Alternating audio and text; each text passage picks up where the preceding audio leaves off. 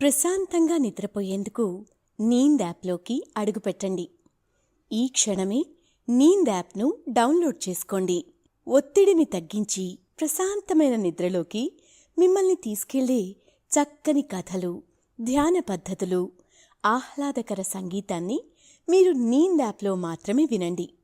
నమస్తే, నేను మీ గౌతమి. ఇప్పుడు రచయిత్రి అమృత సేకరించి పంపిన కృష్ణదేవరాయుడు కళ అనే కథను విందాం. శ్రీకృష్ణదేవరాయలు విజయనగర చక్రవర్తి అని మనకి తెలిసిన విషయమే.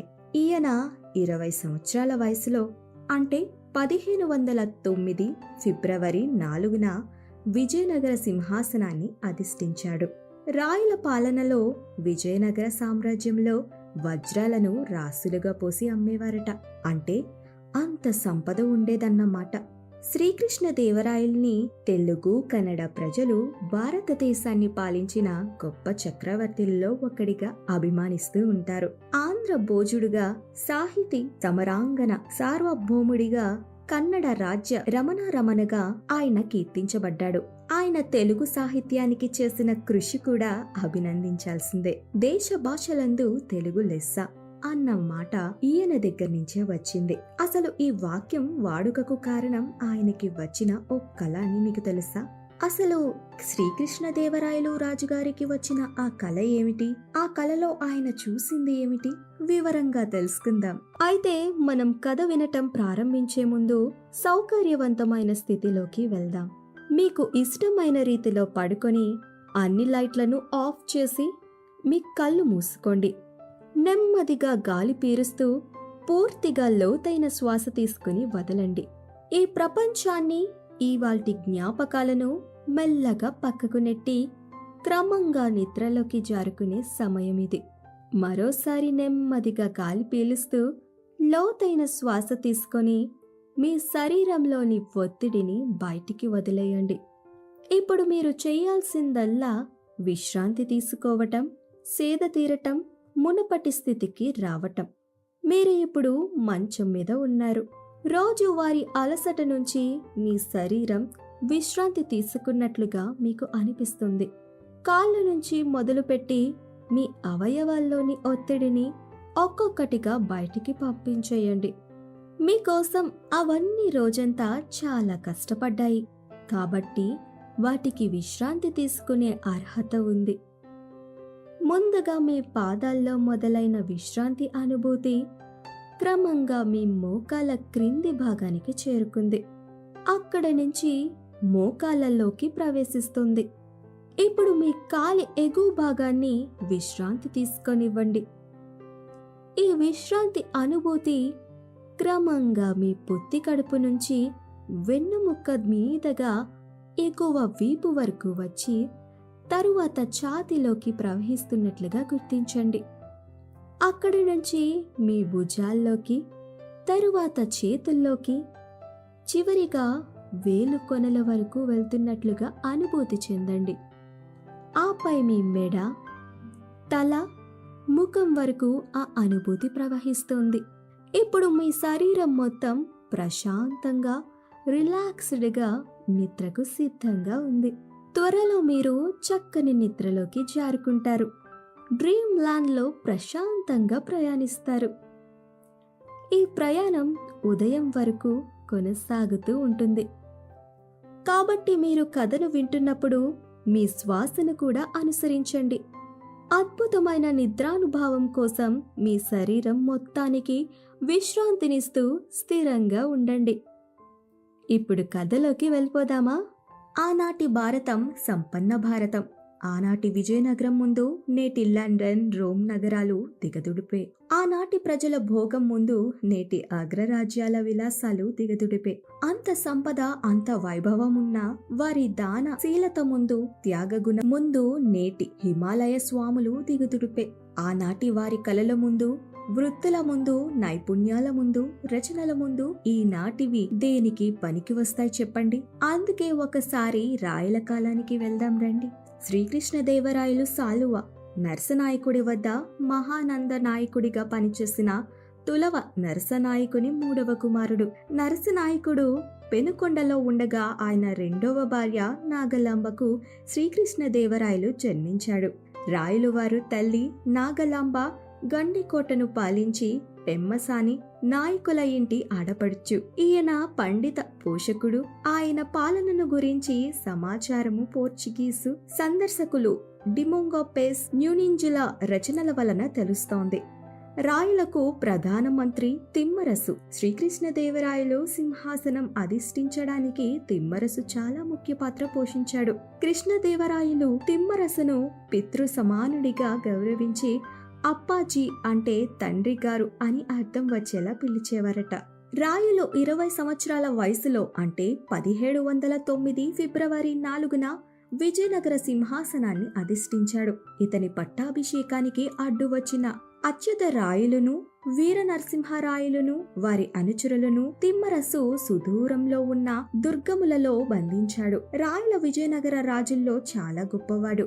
గొప్ప రాజనీతిజ్ఞుడు, సైనికాధికారి, భుజబల సంపన్నుడు, ఆర్థికవేత్త, మత సహనము కలవాడు, వ్యూహ నిపుణుడు, పట్టిన పట్టు వీడనివాడు. అంతేకాదండోయ్ కవి పోషకుడు, రాజ్య నిర్మాత మొదలగు సుగుణాలు కలవాడు. ఇతను దక్షిణ భారతదేశం మొత్తం ఆక్రమించాడు. శ్రీకృష్ణదేవరాయలు కాలంలో విజయనగర సామ్రాజ్యం దక్షిణ భారత దేశాన్నంతటినీ ఆక్రమించి భాషల హద్దును చెరిపివేసింది. ఆ విస్తరణకి, ఆ ఉన్నతికి కారణం శ్రీకృష్ణదేవరాయల పరాక్రమమే.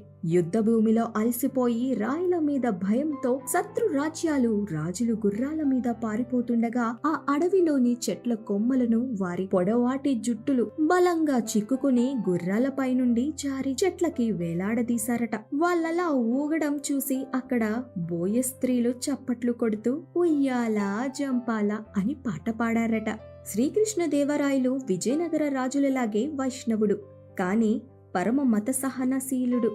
అనేక వైష్ణవాలయాలతో పాటుగా శివాలయాన్ని నిర్మించాడు. అంతేకాక దూర్జటి, నంది తిమ్మన వంటి పరమ శైవులకు కూడా తన సభలో స్థానం కల్పించాడు. అనేక దాన ధర్మాలు చేశాడు. ముఖ్యంగా తిరుమల శ్రీవారికి పరమ భక్తుడు. తన కుమారునికి తిరుమల దేవరాయలు అని, కుమార్తెకు తిరుమలాంబ అని పేర్లు కూడా పెట్టుకున్నాడు. రాయల ఆస్థానానికి భువన విజయమును అని పేరు. భువన విజయంలో అల్లసాని పెద్దన, నంది తిమ్మన, దూర్జటి, మాదయ్య గారి, మల్లన, కందుకూరి రుద్రకవి, అల్లయ్యరాజు, అయ్యలరాజు, రామభద్రుడు, పింగళి సూరన, రామరాజ భూషణుడు, భట్టుమూర్తి, తెనాలి రామకృష్ణుడు అనే 8 మంది కవులు ఉండేవారు. వీరు అష్టదిగ్గజములలో ప్రఖ్యాత పొందారు. కృష్ణదేవరాయలు స్వయంగా కవి పండితుడు కూడా కావటంతో ఆయనకి సాహితీ సమరాంగన సార్వభౌముడు అని బిరుదు కూడా ఉంది. ఈయన స్వయంగా సంస్కృతంలో జాంబవతి కళ్యాణము, మదాలస చరిత్రము, సత్య వధూ ప్రిణము, సకల కథా సారంగ గ్రహము, జ్ఞాన చింతామణి, రసమంజరి తదితర గ్రంథములు రచించారు. తెలుగులో ఆముక్త మల్యాద అనే గ్రంథాన్ని రచించాడు. దీన్నే గోదాదేవి కథ అని కూడా అంటారు. ఈ ఆముక్త మల్యాద రచనే ఈ రోజు మనం చెప్పుకునే కథాంశం. తమిళ, కన్నడ, సంస్కృతాది భాషలను తాను పోషిస్తూ తులు భాషలో పుట్టినవాడై ఉండి తెలుగును చూసి మురిసి ఏ భాషలోనూ లేనటువంటి కవిత్వాన్ని చెప్పినవాడు శ్రీకృష్ణదేవరాయలు. అతని రచనే ఈ ఆముక్త మల్యాద. ఇప్పుడు ఆ ఆముక్త మల్యాద ఎలా, ఎందుకు రచించాడో తెలుసుకుందాం. తెలుగు నాటి పంచమహాకావ్యాలలో శ్రీకృష్ణదేవరాయలు రాసిన ఆముక్త మల్యాదను ఒకటిగా భావిస్తారు. ఆశ్చర్యకరమైన విషయం ఏమిటంటే మిగతా 4 కావ్యాలను రాసింది కూడా ఆయన ఆస్థాన కవులే. అల్లసాని పెద్దన, తెనాలి రామకృష్ణుడు, రామరాజ భూషణుడు, ముక్కు తిమ్మన. తేలిక పదాల దగ్గర నుండి మహాపండితుడికి మాత్రమే అర్థమయ్యే అలంకార పద భూయిష్టమైన పద్ధతి వరకు వాడేవారు అందరూ కృష్ణదేవరాయుడి ఆస్థానంలో కవులైన దిగ్గజాలే. అంతటి ప్రతిభావంతులైన కవులను గుర్తించి వారితో సంభాషించగల ప్రతిభ ఉన్న కృష్ణదేవరాయలకి స్వయంగా కావ్యాన్ని రచించగల నేర్పు ఉండడంలో ఆశ్చర్యమే ఉంది చెప్పండి. కృష్ణా తీరాన వెలసిన శ్రీకాళహస్తి దేశంలోని అత్యంత ప్రాచీనమైన ఆలయాలలో ఒకటి. ఇందులో వెలసిన ఆంధ్ర మహావిష్ణువు తెలుగు వారికి సొంతమైన దైవం. కృష్ణదేవరాయల వారు తన దండయాత్రలలో భాగంగా ఒకసారి విజయవాడను చేరుకున్నారు. అక్కడికి దగ్గరలోనే ఉన్న శ్రీకాళ ప్రసక్తిని విని ఆంధ్ర మహావిష్ణువుని దర్శించుకొని అక్కడే విడిది చేశారు. ఈ శ్రీకాకుళం విశాఖపట్నం దగ్గరది కాదు, విజయవాడ దగ్గరది. అవి ఏకాదశి రోజులు. రాజుగారు ఏకాదశి సందర్భంగా నిరాహార వ్రతాన్ని ఆచరించి నిద్రించాడు. ఆ నిద్రలోనే స్వామివారు స్వయంగా కృష్ణదేవరాయల వారికి కలలో కనిపించి కలియుగంలో నా శరీరంగా తనను పెండ్లాడిన గోదాదేవి కథను కావ్యంగా మలచమని ఆజ్ఞను ఇచ్చాడు. సాధారణంగా తెలుగు భాష గొప్పదనం గురించి చెప్పుకునేటప్పుడు దేశ భాషలందు తెలుగు లెస్స అనే కృష్ణదేవరాయని మాటను చెప్పుకుంటాము. నిజానికి ఈ వాక్యం ఈ కలలో ఆంధ్ర మహావిష్ణువుతో కృష్ణదేవరాయనికి జరిగిన సంభాషణలో ఒక భాగం. కన్నడిగుడైనను తనను తెలుగులో రాయమంటూ ఆంధ్ర మహావిష్ణువు ఆ పుణ్యదినాన రాత్రి 4 జామును ఆ ఆంధ్ర జలజాక్షుడి అతని కల్లో ప్రత్యక్షమయ్యాడు. చిరునవ్వుతో ఇలా అన్నాడు: రసికులు మెచ్చేట్టు మదాలస చరిత్ర పలికేవు, భావం ధ్వని వ్యంగ్యం మేళవించి సత్యవద్రుపీణనం చెప్పేవు, వేద పురాణాల కథర్లేరి సకల కథాసారంగ్రహం తయారు చేసేవు, శ్రోతలు పాపాలు ఎగిరిపోయేట్టు జ్ఞాన చింతామణిని వినిపించేవు, రసమంజరి మొదలైన మధుర కావ్యాలు రచించేవు, అన్ని గీర్వీణ భాషలో. ఇలాంటి నీకు ఆంధ్ర భాష అసాధ్యమా? మాకు ప్రీతిగా ఓ కృతి నిర్మించు. నా అవతారాల్లో దేని గురించి చెప్పాలా అని నీకు సందేహం రావచ్చు. కృష్ణావతారంలో సదాముడిచ్చిన పూలదండలు వెనకాడుతూ తీసుకున్నాను. అతను మగవాడాయే. శ్రీరంగంలో తను ముందుగా ధరించిన పూలదండల్ని నాకిచ్చిన వయ్యారిని పెళ్లి చేసుకున్నా. ఆ కొరత తీరలేదు నాకు. నేను తెలుగు రాయుడిని, నువ్వు కన్నడ రాయుడివి. కనుక నువ్వు ఆ మా పెండ్లి కథను చెప్తే అది పూర్తిగా తీరిపోతుంది. తెలుగెందుకంటావా? ఇది తెలుగుదేశం. నేను తెలుగు వల్లభుడిని. కలకండ లాంటి తీయనిది తెలుగు. ఎన్నో భాషల్లో మాట్లాడే నీకు తెలీదా? అన్నిటిల్లోని ఉత్కృష్టమైన భాష తెలుగని. తెలుగు తేలా నన్ను దేశంబు తెలుగేను, తెలుగు వల్లబుండ తెలుగు కొండ ఎల్ల నృపుల గొలవ నెరుగవే బాసాడి దేశ భాషలందు తెలుగు లెస్స. ఈ కృతిని నీకిష్ట దైవమైన వెంకటేశ్వరుడికి అంకితం చేసి మాకేం బాధేం లేదు. ఇలా చేస్తే నాకు తరాభివృద్ధి కలుగుతుంది అని ఆనతి ఇచ్చాడు ఆ స్వామి. ఒక పక్క కృష్ణదేవరాయలు కన్నడీయులు, మరోపక్క గోదాదేవి ఇతివృత్తం తమిళం, ఆనాటి రాజభాష సంస్కృతం. అయినా వీటన్నిటికీ భిన్నంగా తెలుగులో ఆముక్త మల్యాదను రచించడంలో అది తెలుగు సాహిత్యంలో ఒక మూల స్తంభంగా నిలిచిపోయింది.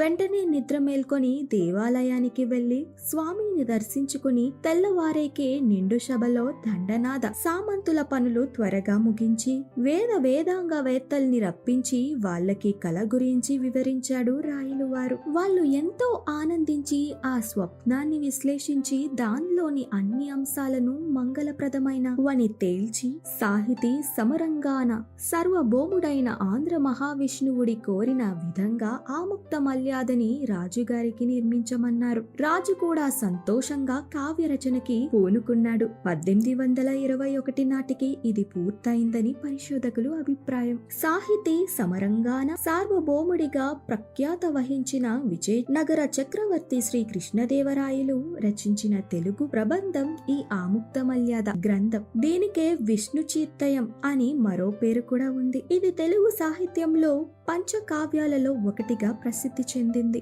ఈ ఏడాశ్వాసల ప్రబంధంలో ప్రధానమైన కథ గోదాదేవి శ్రీరంగనాథులు కళ్యాణం. గోదాదేవి కథ అందరికీ తెలిసిందే. ముఖ్యంగా ధనుర్మాసంలో గోదాదేవి పాసురాలు కన్నెపిల్లలు పాడుకునే ఆనవాయితీ ఉంది. ఇప్పటికీ ఆ ఆచారం కొనసాగుతోంది. తమిళంలో తిరుప్పవ్వై గా గానము చేయబడుతున్న గోదాదేవి కథ ఓసారి ఆ కథ కూడా వినేద్దాం మరి. తమిళనాట శ్రీవిల్లిపుత్తూరులో విష్ణుచిత్తుడు అనే భక్తుడు ఉండేవాడు. ఆయన మనసు ఎప్పుడూ విష్ణుమూర్తి మీదే ఉండేది కాబట్టి ఆయనకు ఆ పేరు స్థిరపడిపోయింది. ఆయన నిత్యం విల్లుపుత్తూరులోని స్వామివారికి పుష్పమాలను కైంకర్యం చేస్తుండేవాడు. అలా ఒకనాడు పువ్వుల కోసం వనంలో తిరుగుతుండగా ఒక బాలిక కనిపించిందట. ఆమెను సాక్షాత్తు ఆ విష్ణుమూర్తి ప్రసాదంగా భావించి ఆమెకు కోదై అంటే పూలమాల అని పేరుతో పెంచుకున్నాడు. విష్ణు చిత్తుడు.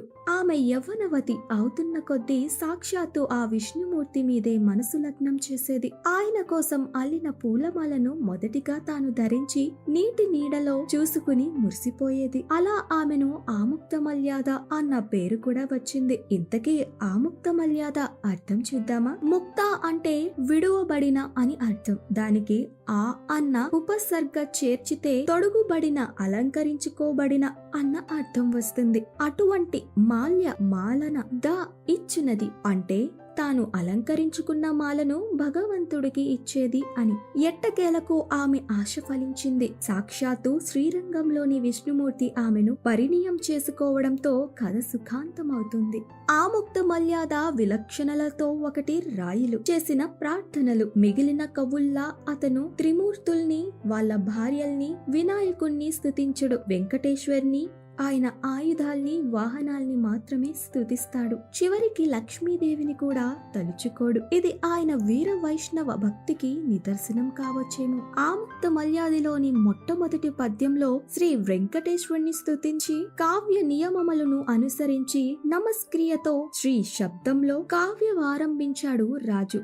శ్రీ కమనీయ హరమని జెన్నుగదానుని అని మొదలుపెట్టి వెంకట భర్త గోల్చెదన్ అని ముగించాడు. మహాలక్ష్మి శ్రీ వెంకటేశ్వరులు ఇరువురు వక్షస్థలములందు పరస్పరము రూపములు ప్రతిఫలించుట ద్వారా కావ్య కథలోని ఆముక్తమల్యాద గోదాదేవి రంగనాయక స్వామి వారి పరిణయ వృత్తాంతమును సూచించి రాయులు వస్తు నిర్దేశము చేశాడు. ఈ గ్రంథంలో 7 ఆశ్వాసములు ఉన్నాయి. మొదటి ఆశ్వాసమును ఇష్ట దేవతాస్తుతి, గ్రంథకర్త ప్రశంస, కృతివతి ప్రశంస, గ్రంథ ప్రవృత్తికి హేతువు, సాష్ట్యాంతములను ఉన్నాయి. ఈ విషయములు 49 పద్యములతో చెప్పబడినవి. రాయల ప్రత్యేక శైలికి, సంభాషణ చాతుర్యానికి కొన్ని ఉదాహరణలు చూద్దాం. ఊరి వర్ణన.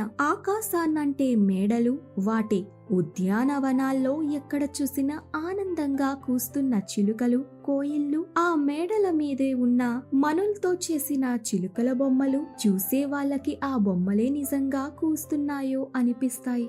వీధులు విలాసంగా తిన్నగా ఉన్నాయి. ఇళ్ల ద్వారాల మీద ఏనుగులు జలకాలాడిస్తున్నా లక్ష్మీదేవి బంగారు చిత్రాలు, ద్వారాల మెట్లలో ఏనుగులు, సింహాల మరకతపు బొమ్మలు, వాకిళ్ల ముందు పొట్టి కొబ్బరి చెట్లు, 2 పెద్ద రథాలున్నాయా?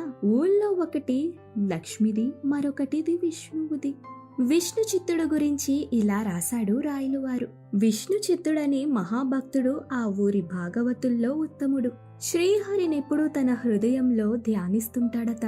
ఆ కృష్ణస్వామికి పూలదండలు కట్టి కైంకర్యం చేయటం అతనికి మనసుకు నచ్చిన పని.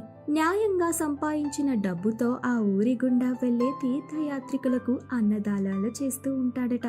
అర్ధరాత్రి వేలైనా సరే అతనింట్లో విష్ణువు పుణ్యక కథా కీర్తనం నడుస్తూ ఉండేది. ఎండాకాలంలో పగుళ్ళు పొడవయ్యాయని చెప్పటానికి ఓ పద్యంలో వాడిన భావచిత్రం. పడమంటి నుంచి వస్తున్న వేడి గాలి తినలేక సూర్యుడి రథం పగ్గాలైన పాములకి షోసొచ్చి మాటిమాటికి ఊడిపోతున్నాయి. అప్పుడు ఆ రథసారథి రథాన్ని ఆపి దిగి మళ్లీ వాటిని ముడివేస్తున్నాడు. ఇందువల్ల సూర్యుడి రథం చాలా తాపీగా నడుస్తోంది. అందువల్ల పగుళ్ళు పొడవైనట్లున్నాయి. ఇక్కడ చాలా కవి సమయాల్ని ఒక్కచోట చేర్చాడు రాయలువారు. ఆముక్తమల్యాదలో సంభాషణలు గమ్మత్తైన పదాలతో వింతగా ఉంటాయి. ఇది అన్వయం తరువాయి. ఉడుగా అంటే చెప్పడానికి సందేహం ఎందుకు? లాతులమా అంటే పరాయి వాళ్ళమా? దీన్ని అన్వయం ఓయ్ సంగతియే అంటే సంగతేమిటో తెలుస్తోందా నీకు? ఇసుమంత అంటే చిన్న, టింగనావు అంటే పొట్టి గుర్రం లాంటి వాడివి, చూడ్డానికి బుడతడివి అన్నట్టనమాట. ఎరిగి అంటే ఇది తెలుసుకుని, నడువు అంటే మాట్లాడు. ప్రధాన కథకు అనుబంధంగా మత్స్యధ్వజుడు, ఖాండే, ఎక్కేసి ధ్వజులు, యమునాచార్యుడు, మాలదాసరి అనే కథలున్నాయి. ఇవి విష్ణువు యొక్క విశిష్ట్యాన్ని తెలియజేస్తాయి. యామనుడు చెప్పిన రాజనీతి. విసుక్కోకుండా ప్రజల్ని రక్షించాలి రాజు.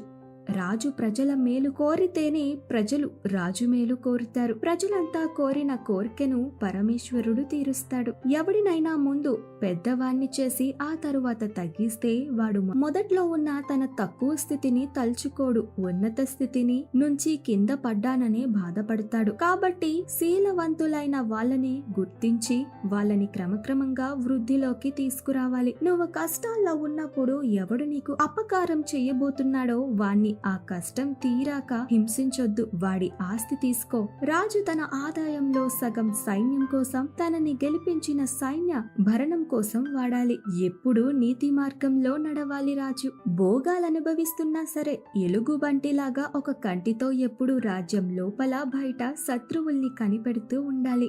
వాణిజ్యం పెంచడానికి రేవుల్ని వృద్ధి చేయాలి. రాజుకి ముఖ్యమైన ప్రమాదం లోపలి శత్రువుల నుంచి. కపటం ఉన్న మనుషులు నువ్వు బాగున్నప్పుడు పొగుడుతారు, కష్టాల్లో ఉన్నప్పుడు పారిపోతారు. జాగ్రత్తగా గమనించాలి. రాజు చేయకూడని పనులు ఏమిటంటే క్రూరమైన శిక్షలు వేయడం, చెప్పుడు మాటల గురించి లోతుగా ఆలోచించకపోవడం, శత్రువు సంధికి వస్తే ఈసడించడం, శత్రురాజు గురించి సమాచారం తెచ్చిన వాణ్ణి శిక్షించడం, తనకి వ్యతిరేకుడైన మంత్రికి తెలిసేట్టు పనులు చేయడం, విశ్వాసం లేని వాళ్ళని దగ్గరుంచుకోవడం, విశ్వాస పరుల్ని దూరం చేయడం, మంత్రాంగంలో మొహమాట పడడం, జనానికి పీడలొచ్చినప్పుడు లోతుగా విషయాలు విచారించకపోవడం, వ్యసనాలు ఉండటం, ఈర్ష్యపడడం అంటూ రాజుకు ఉండాల్సిన గుణాల గురించి విశేషంగా ఆ పాత్ర ద్వారా చెప్పాడు రాయలువారు. వెల్లుపుత్తూరి వర్ణనలో ఏదో బటర్ఫ్లై ఎఫెక్ట్ లాగా చెప్పాడు. అది రాత్రివేళ ఎక్కడో మలయ పర్వతం మీద నుండి వీచిన గాలి వెల్లిపుత్తూరు మన్నారు స్వామి ఆలయంలో గాలి గోపురాన్ని తాకింది. అక్కడ చిరు గంటలు ఆ గాలికి కదిలాయి. ఆ గంటల నుండి శబ్దం పుట్టింది. ఆ శబ్దానికి భయపడి ఆ కొవ్వెల ప్రాకారంలోని అంచుల మీద ఉన్న సెంపంగ చెట్లు కొమ్మలలో నిద్రిస్తున్న పక్షులు మేల్కొని కిలకిలమన్నాయి. ఆ కూతలికి తెల్లవారిందేమో అనుకుని అప్పటి వరకు ఒకరి మీద ఒకరు ప్రణయ కోపంతో ఉన్న దంపతులు కలుసుకున్నారట. ఇదే ఈ కావ్యం ప్రత్యేకత. ఎంత భక్తి ఉంటుందో అంత శృంగారం ఉంటుంది, ఎంత ఆధ్యాత్మికత ఉంటుందో అంత లౌకికము ఉంటుంది, యోగంతో పాటు భోగము ఉంటుంది. అనేక విషయం వర్ణనా సమాహారం కాబట్టే ఆముక్త మల్యాద పంచ మహాకావ్యాలలో ఒకటి అయింది. ఆముక్త మల్యాద శృంగార ప్రబంధం కాదు, దీనిలో వీరభక్తి వైరాగ్యాలదే ముఖ్య స్థానం. నిజానికి స్థూలంగా చూస్తే దీనిలో ప్రాముఖ్యంగా కనిపించేవి పట్టణాల వర్ణన, ఋతువుల వర్ణన, రాజనీతి బోధన, మత వేదాంత చర్చలు. ఈ నాలుగింట్లో రాజనీతి విషయాలు ఆముక్త మల్యాదలో తప్ప మన సాంప్రదాయ గ్రంథాలు వేటిలోనూ లేవు. పట్టణ వర్ణనలు గాని ఋతువులు వర్ణనలు గాని చేసేటప్పుడు కూడా మిగిలిన వాళ్ళు ప్రకృతి మీద ధ్యానం ఉంచితే రాయలు మనుష్యులు జీవన చిత్రణ మీద అధికారం చూపిస్తాడు. కావ్య ప్రారంభంలో ప్రస్తావన తర్వాత చాలా చోట్ల శ్రీ వెంకటేశ్వరుని పలు విధాలుగా ప్రశంసించాడు రాజు. విష్ణుమూర్తి శయనించిన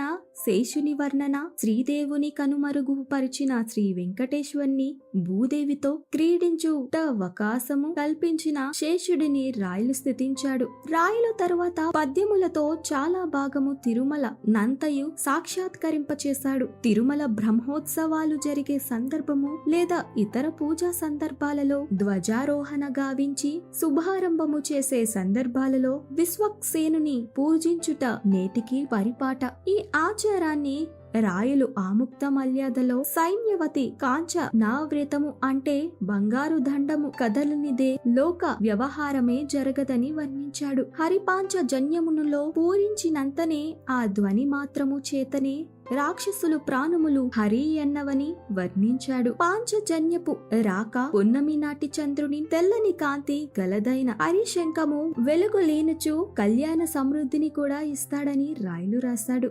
రాయలు ఆముక్త మల్యాదను శ్రీకాకుళాంధ్ర దేవుని ఆనతి మీద శ్రీ వెంకటేశ్వరుని అంకితమిచ్చాడు. ఆముక్త మల్యాద కృష్ణదేవరాయని కృతి కాదన్నది కొందరు విమర్శకులు వాదన. దీనిని అల్లసాని పెద్దన రాశాడని కొందరు, శ్రీకాకుళంలోని ఓ వైష్ణవ భక్తుడు రాశాడని మరికొందరు ఆరోపిస్తూ ఉంటారు. దీని మీద చర్చోపచర్చలు అనాదిగా జరుగుతూనే ఉన్నాయి. కన్నడిగుడైన రాజు ఈ కావ్యాలు రాయలేదని, పద్యాలు రాయలేదని చాలా మంది ఆరోపణ. అయితే ఆముక్త మల్యాద ఒక ప్రేమ కావ్యం అయినప్పటికీ అందులో కనిపించే దుడుగుతనం, అక్కడక్కడ కనిపించే రాజనీతి గురించి చర్చ. కృష్ణదేవరాయని రాజసంలో సరిపోలుతాయన్నది మరో వాదన.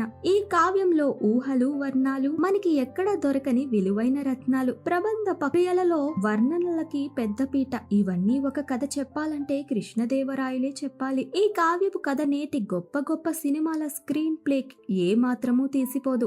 ఏది ఏమైనప్పటికీ శ్రీకాకుళ క్షేత్రంతోనూ కృష్ణానది తీరంతోనూ ఆముక్త మల్యాద ముడిపడిపోయి ఉంటుంది. స్వచ్ఛమైన హృదయం పొందే గెలుపు, ఆ విజయ వైభవమే ఈ కావ్యం. మనమందరికీ ఒక మార్గదర్శకం. అసలైన ఆనంద పదాన్ని ఇదిగో అంటూ చూపించే ఒక టార్చ్ లైటు ఆముక్త మల్యాద. కృష్ణదేవరాయలకు తిరుమలదేవి, చిన్నాదేవి ఇద్దరు భార్యలు. అయితే ఆముక్త మల్యాద ప్రకారం ఈయనకు ముగ్గురు భార్యలు. తిరుమలాదేవి, అన్నపూర్ణ, కమల. డొమింగో పేజ్ ప్రకారం కృష్ణదేవరాయలకు 12 మంది భార్యలు. కానీ అందులో తిరుమలాదేవి, చిన్నాదేవి, జగన్మోహిని ప్రధాన రాణులని చెప్పుకోవచ్చు. అయితే శాసనాల్లో ఎక్కువగా ప్రస్తావించబడింది తిరుమలాదేవి పట్టపురాణి అయి ఉండవచ్చు చరిత్రకారుల అభిప్రాయం. ఇద్దరు కుమార్తెలు, వారిలో పెద్ద కూతురు తిరుమలాంబని ఆరవీడు రామరాయలకు చిన్న కూతుర్ని రామరాయలు సోదరుడైన తిరుమల రాయలకు ఇచ్చి వివాహం చేశాడు.